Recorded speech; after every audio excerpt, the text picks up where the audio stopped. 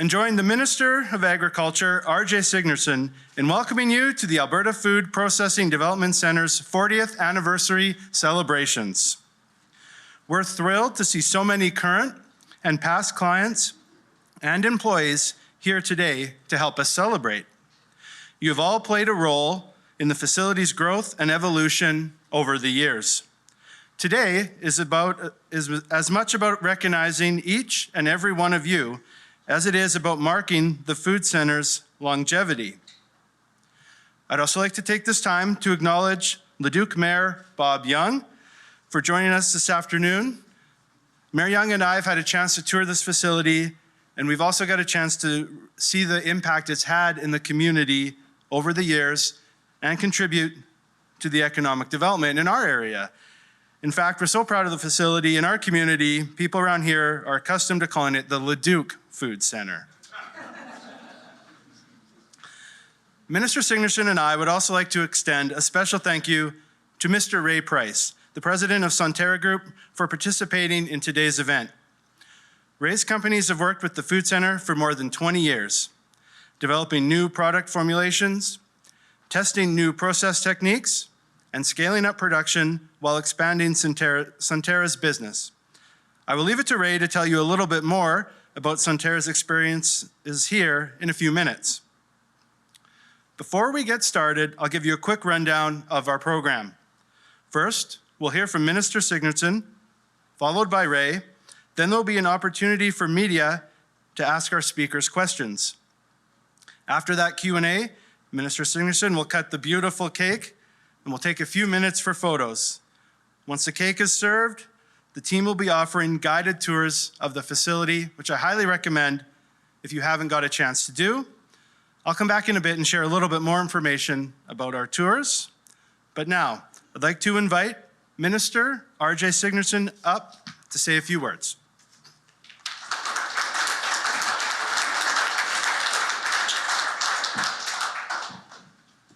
Well, thank you, Brandon, for that introduction. And I apologize. I will continue to refer to it as the Food Processing Development Center in Leduc. But, and thank you, everyone, for joining us today. This is a major milestone here at the Alberta Food Centre, the Big 4-0. And of course, I passed that milestone a few years ago. But it really is and symbolizes the qualities that everybody has put into this facility: commitment, passion, and resilience. Now, these qualities definitely represent all the incredible people who have made this place really be such a huge success over the years, and the remarkable companies that have come through the doors as clients. And when I think of the team that works here now and those who have come before you, I think of dedicated professionals who are passionate about serving Albertans. For the past 4 decades, staff here have helped startups and well-known companies bring food, beverage, and ingredient products to domestic and global markets. Resident companies at FPDC have had the courage and passion to try new things and the resilience to face challenges and continue to keep moving forward. And our team has stepped up to support them so that they could create and innovate new products to address emerging consumer demands. This cooperative spirit dates back to the era the Food Centre was established. It was in the early 80s, and food processing was a growing industry that contributed a few $billion to the provincial economy. During that time, the Alberta government was focused on supporting the industry to increase its competitiveness and strengthen market efforts. A big part of that support was building the original Food Processing Development Center with an $8.6 million investment from the Heritage Savings and Trust Fund. When the doors opened in 1984, Alberta processors were able to come here to develop and test new products for domestic and export markets. The facility featured a product development laboratory and a pilot scale processing plant with nearly $2 million in equipment. There was a focus on meat processing, and the facility was federally inspected, which meant products could be shipped throughout Canada and internationally. At this time, there were 7 employees with expertise in research and the food industry. Their job was to help Food Center clients apply new technologies and develop cutting-edge production techniques and products to meet marketplace demand. Some things have changed, but some things have remained the same since 1984. And over the years, the food and beverage processing industry has continued to grow and play a major role in Alberta's economy. Today, it's one of the largest manufacturing industries in the province, with record-breaking sales clocking in at more than $24 billion last year. As the industry evolved, the Alberta government made sure the facility kept pace. There have been 3 expansions, including 2,300 square meters of new incubator space our government added just last year. I'm proud to say the Alberta Food Center is now the largest facility of its kind in North America, something I think we should all be very proud of. Our government, absolutely.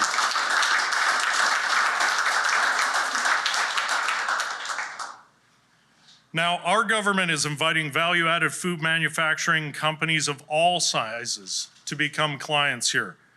When they do, they can access a range of services and leasable space to grow their food venture while preparing to operate on their own and take the next step.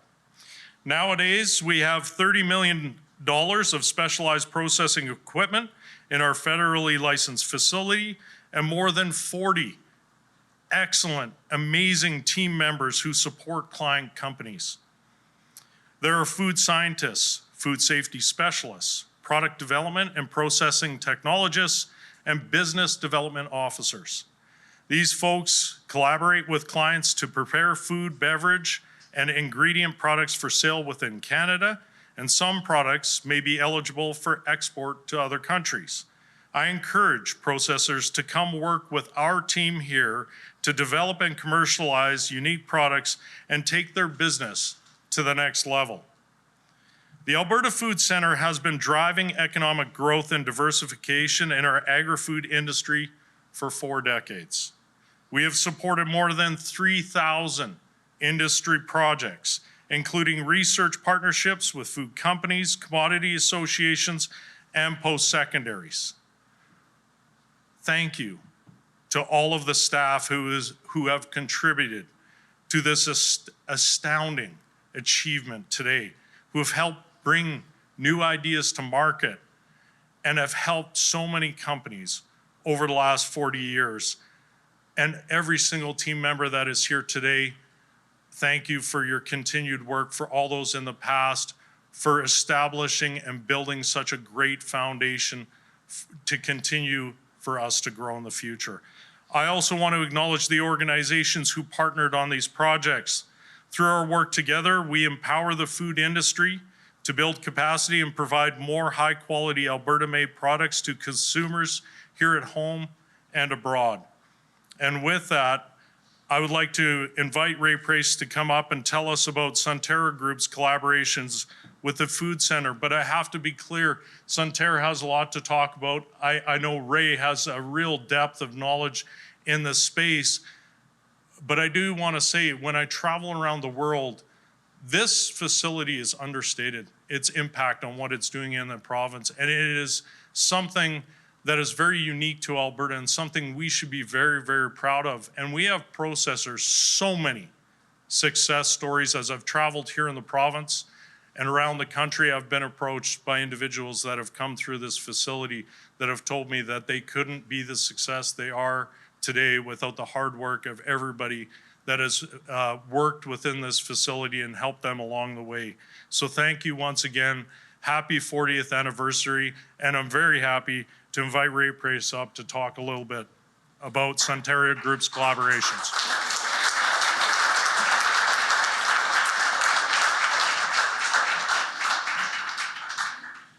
Well, good afternoon, everybody. I do want to congratulate the Development Center on 40 years. I can't believe it is 40 years because I've actually been involved in business longer than that, and that's a scary thing when it turns 40, and I think it should be about 20. But for us, I think over the years we've been really fortunate to be able to have worked with the team here.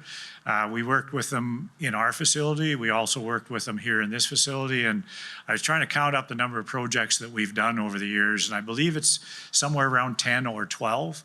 Some of them were different levels of success, and I would say that sometimes it's important to understand that, we came up and we developed a couple products that we thought were great. The center did a nice job of actually refining it and getting it to a place where we wanted it. But at the end of the day, the consumers decided it wasn't the product for them. And in that case, it saved us a tremendous amount of money, because if we'd installed the equipment and the people and the expertise in our own facility and then found out that the consumer didn't really want it, that would have been a very big expense, and we wouldn't have gone down the road with some other products. But to be able to try a product, to get it facilitated, to get it organized, and to be able to get it out into the consumers has been a huge thing. And a couple of the successes for us is we're doing a freeze-dried strawberry program. It's taken seconds out of our greenhouse in Acme, Alberta, if anybody knows where that is. And freeze-drying them, we put a little bit of yogurt in them and call them strawberries and cream, and they're excellent. But it's one of those products that we would have never tried ourselves because we don't have the equipment to freeze dry. We didn't know the technology. We just knew what product we wanted to come out of it. So that's one that we really believe that will take off over time. One of the ones that's kind of interesting I can share is, about, I don't know, maybe 15 years ago, we were developing sausage for Japan. It's called an Arabiki sausage, and anybody that's been in Japan has eaten an Arabiki sausage, whether they like it or not. They're everywhere, but we wanted to make one with a little different flavor profile. So we brought our Japanese customers came over, and we spent quite a bit of time in the center here, and we cooked them and made them a lot of different ways. Like, I know that we boiled them, we smoked them, we grilled them, we boiled and smoked them, we boiled and grilled them.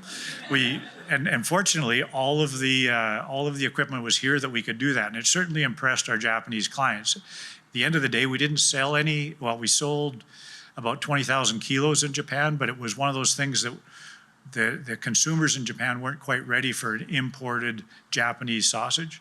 But now we're starting to see it, and we're actually back. We're actually testing that same sausage now in the Japanese market, and it's been a process that we wouldn't have, again, never done without having the equipment available to us. As I mentioned, we also utilize the talent here at the center in our facility, and we've actually developed a ham product, and that ham product is now being sold in Japan. So we've got ham and smokies and both of those things in the Japanese market and across the Canadian market as well. But when you have a federally inspected facility that you can test in, you can do those types of things, and to be able to say, I can get them into another province, or I can get them into another country. So certainly, I think we've been obviously very happy with the center. It's been a great 20 plus years for us, and I expect that the 40-year anniversary in 40 years, I don't know whether I'll make it to that one, but I think it'll be a success as well. So happy anniversary, happy 40th anniversary.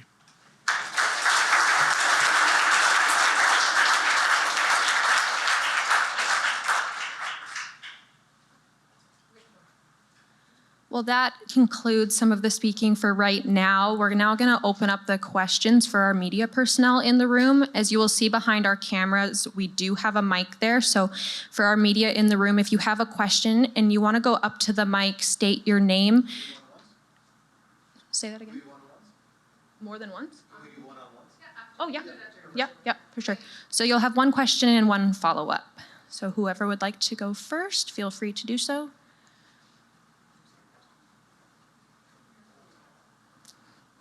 And if there's no questions, then we will cut the cake and get to a photo op.